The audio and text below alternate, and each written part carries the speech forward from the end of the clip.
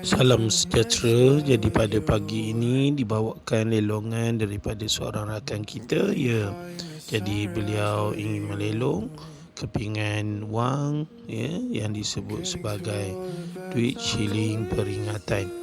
Jadi oleh itu setiap keping kita letakkan pada lelongan RM200. Jadi apa sebabnya? Ya, jadi kita boleh lihat bahawa ya, duit shilling ini sangatlah terjaga, very beautiful, maksudnya masih lagi sangat seperti baru. Jadi bolehlah dilelong sebaik-baiknya RM200. Jadi itulah habuan untuk duit shilling seperti ini.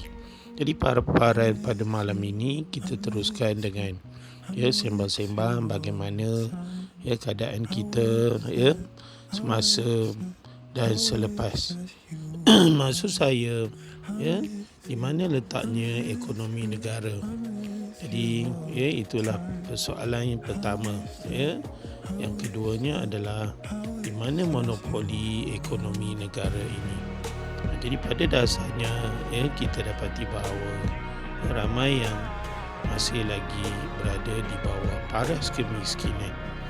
Jadi apa patut kita lakukan? Jadi inilah yang disebut sebagai cukai. Bila kita ada kenakan cukai pada orang kaya, jadi sudah tentulah negara mempunyai hasil yang cukup untuk membantu golongan yang miskin. Jadi inilah caranya kerajaan boleh membendung kemiskinan.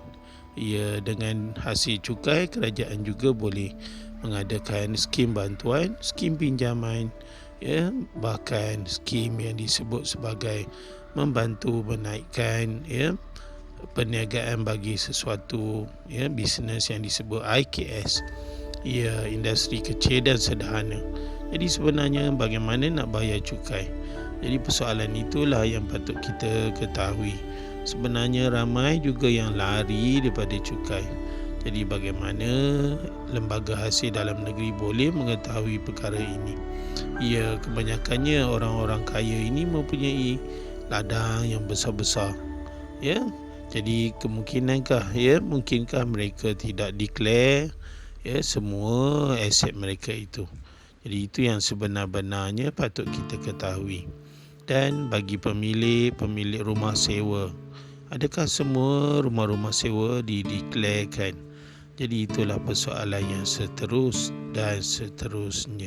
Jadi mungkin ada kebocoran di sana sini, tetapi lembaga hasil dalam negeri sudah tentu mempunyai cara untuk detect ketirisan ini. Jadi inilah hakikat sebenar.